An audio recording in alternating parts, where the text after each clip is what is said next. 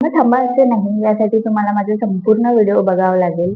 तर आज मी परत खोपोलीला निघाले, परत जायला निघालेले आणि गुड मॉर्निंग मी सकाळ सकाळी असा धावपळीचा आज दिवस उगवलेला. मम्मीची ही माझी जायची तयारी म्हणून तिची तयारी चालू होती. तिचं सगळं असं मी माझं पॅकिंग घ्यायला घेतलं आणि मी जेव्हा इकडनं जाते तर मी फारसं काही नेत नाही, वेळेचा अभाव म्हणा किंवा काही गोष्टी. आणि तिकडनं येते वेळी इकडनं जरी एक बॅग गेली तर तिकडनं येते वेळी 3 ते 4 बॅगा अशा होतात माझ्याजवळ. सगळं पॅकिंग करून घेतलं. मम्मीला असं वाटतं घरातील जितकी वस्तू आहे ती सगळं माझ्या मुलींना नेलं पाहिजे. बाहेर आईच्या आणि मावशीच्या भेटीला निघाली तर चक्क बघते काय पप्पांनी माझी क्रॉक्स चप्पल सरळ धुवायला घेतलेली. मी म्हणजे पप्पाची परीच आहे, एक्झॅक्टली परीच आहे. आणि छान सर्वांची भेट घेऊन निघाली. बस स्टँडला असे सगळेजण सोडायला आले आणि नेहमीच येतात जेव्हा जेव्हा आम्ही गावला येतो, जायला निघतो तेव्हा सगळेजण भेट घ्यायला येतातच. आणि नागपूरपर्यंत पप्पा सोबत आलेले, कारण सामान होतं तर पप्पा बोलले मी ट्रेनमध्ये बसून देते.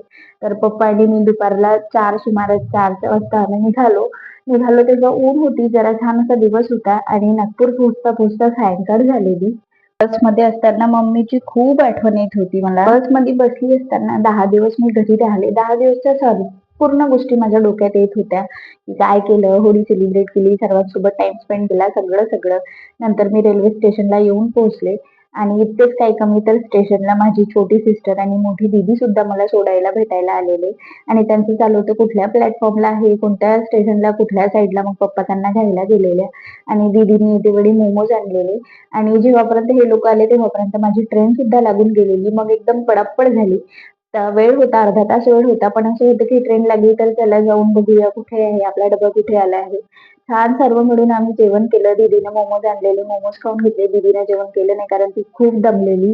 जेवण वगैरे केलं, थोडा फोटोशूट केला आणि हा फोटोशूट करते वेळी सर्वच भाऊक होते. सगळ्यांच्या डोक्यात विचार होता आता कधी भेटणार आपण, तू आता कधी येणार, कधी एकत्र सगळं असं सेलिब्रेट करणार, सगळ्या सगळ्या गोष्टी. छान फोटोशूट वगैरे केला आणि ट्रेन सुटायला लागली. ट्रेनने हॉर्न दिला तरीही यांचं व्हिडिओ बाय आणि मिस यू, लव्ह यू काही संपत नव्हतं. आणि ट्रेन सुरू सुद्धा झाली, थोडी थोडी चालायला लागली तरी ते धावून धावून मला बाय बाय करत होते.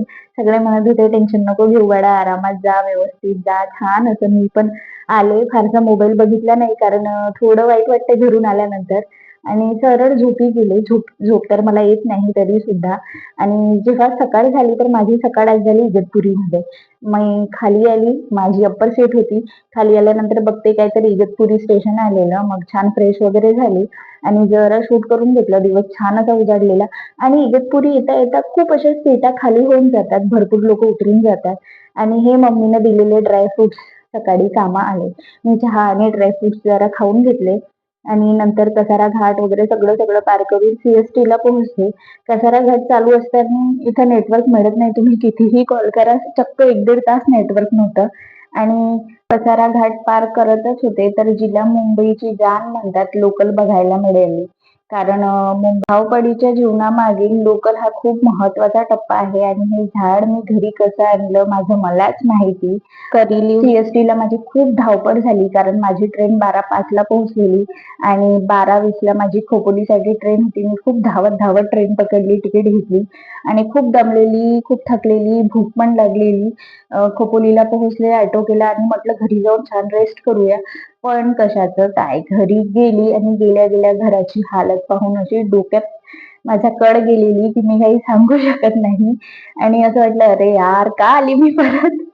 मग मी छान जरा बॅग वगैरे ठेवली आणि मेन म्हणजे बाल्कनीमध्ये मधाचं पोळं लागलेलं तर खूपच घाण होती. नंतर मी फ्रेश झाली, फ्रेंडकडे गेली माझ्या. तिने छान माझं फेवरेट इथे डाळ भात बनवून ठेवलेलं, तिथेच जाऊन जेवण केलं. सायंकाळचा चहा घेतला आणि हसबंडला म्हटलं इथेच घ्यायला या, मी हिच्याकडे आहे.